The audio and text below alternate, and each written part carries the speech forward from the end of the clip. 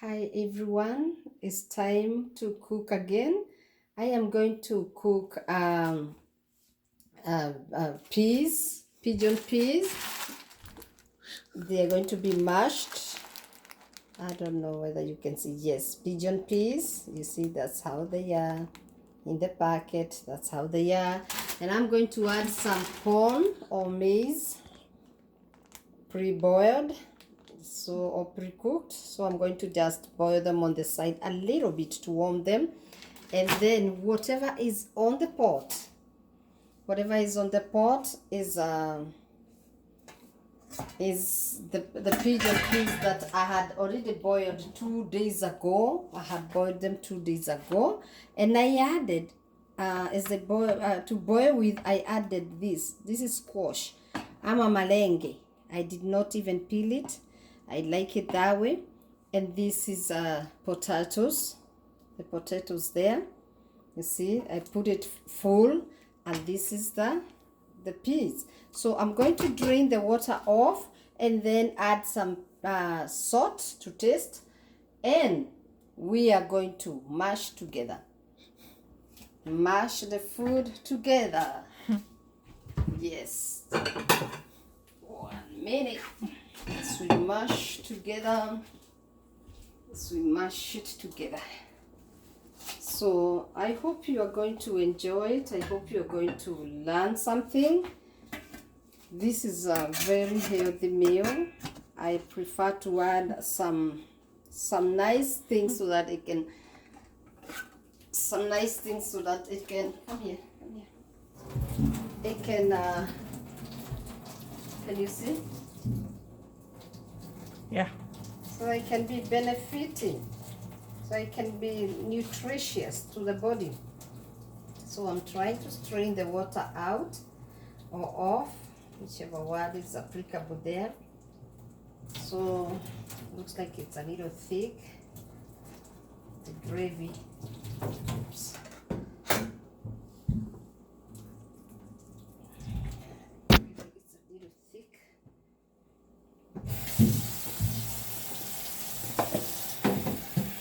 Just 1 minute. I'm going to strain the mixture. I'm going to strain the mixture to get the end product, which is usually so amazing. I'm hoping it's gonna come out the way I do it. So just 1 minute.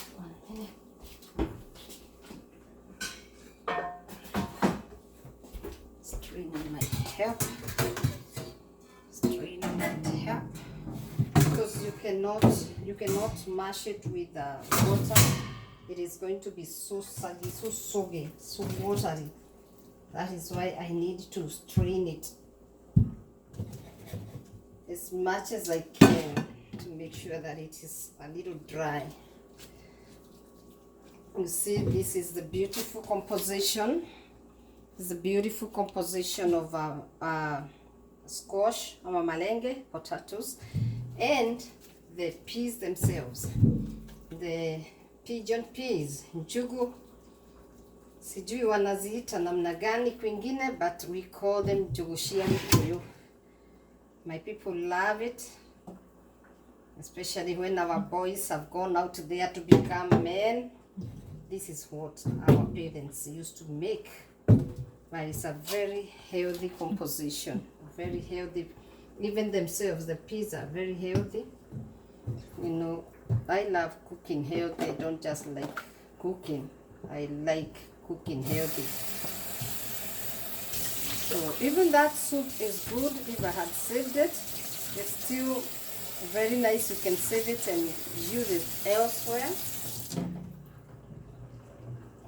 Can save it and use it elsewhere.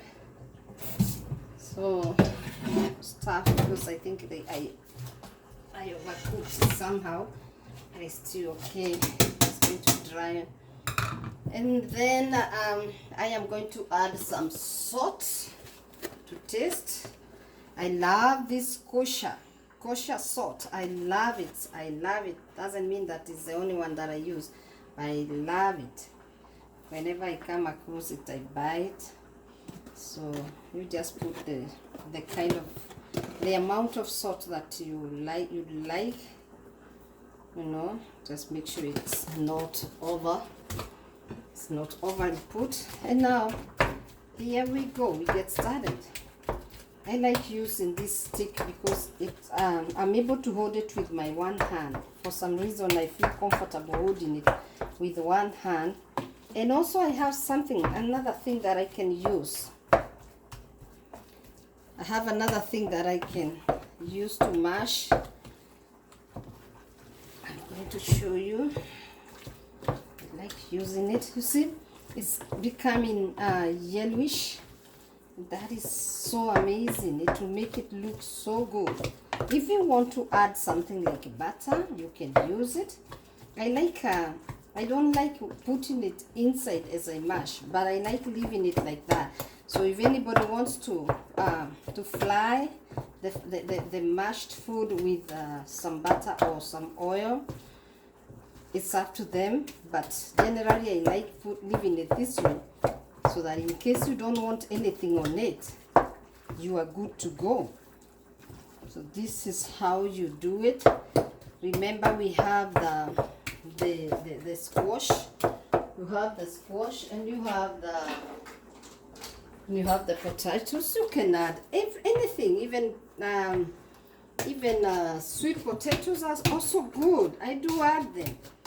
And I love the composition. The end product is usually amazing. You can add a little, maybe two or three bananas, sweet bananas, or even raw bananas. I mean, add. Yeah. You see? I think I left it to cook, to almost overcook, but it's okay. But you know, when it's dry, it's far much easier to mash the pea, because it is usually so nice when you mash it. The kind of flour dust that comes out of it is very, very nice. So this thing that we use is usually very easy to use. It makes the work easier. I don't know where you can get it. I think I bought mine in a shop, like I think it's Walmart. Wherever you are, maybe you can get it in a market. It makes work easy. And yes, it's too bad mine was a little bit overcooked, because I wanted to make sure I show you how to mash the pea itself. The pea itself, because the yellow color is usually very good when you mix it with this squash or butternut. I don't know whether that's the name we usually that they have given to this malenge. Malenge ni Kiswahili, I believe, and I think that is how we call it back home. So here we go. It is going to dry. After I leave it to cool down, it is going to be a little sticky, and even this way, it is still very good. It's still very yummy. So this is how you make your jaishia gikuyu, or pigeon peas. Because I know, I'm aware, I'm not talking to only the people who come from my home area. But this is very healthy stuff. Very healthy and beautiful. On the side, you can make some kale, spinach, you know, anything that you think would go with this, you can make. Even stew, even beef stew, or I mean not stew, meat. You fry a little bit of some milk, or some beef, or some chicken with a little soup. That would go so well with this. But if you don't like meat, you can do veggies. They are good. The vegetables, not the packed like peas and everything. I'm talking about kale, cabbages, spinach, And now, because I'm done on mashing it, I think that was so easy because of the way I almost overcooked it. It doesn't, it's not bad. So now this is the corn. I told you I am using pre-cooked very big corn.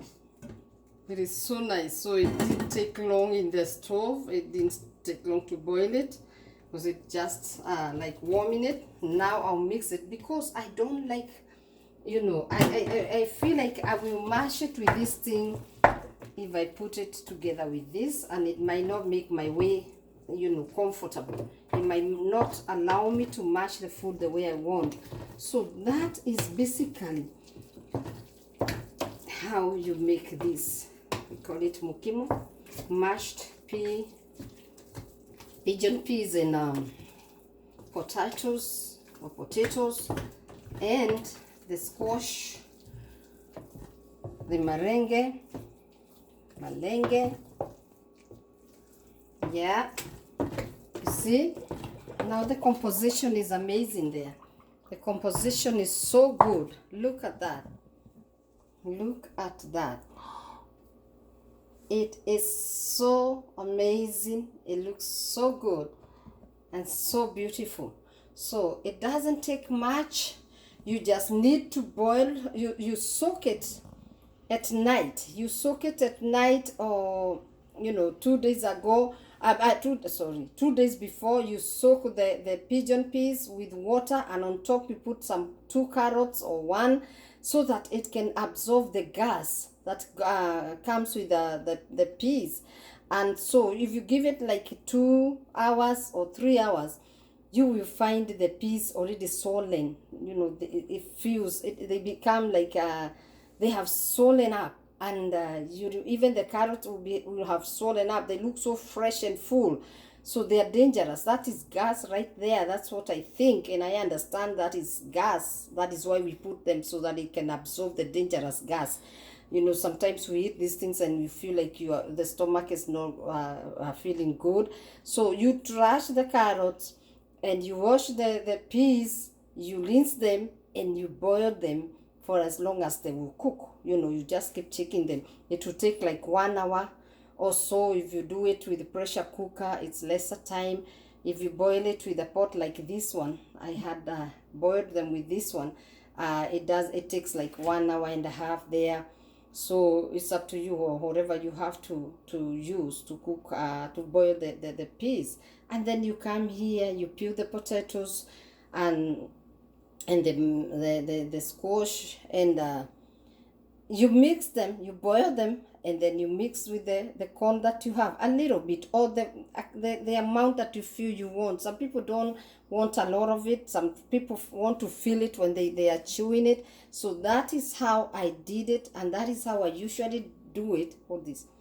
This is how I usually do it, and it comes out so well, and my people enjoys it. I am going to make some spinach and kale mixed on the side with a little bit of beef.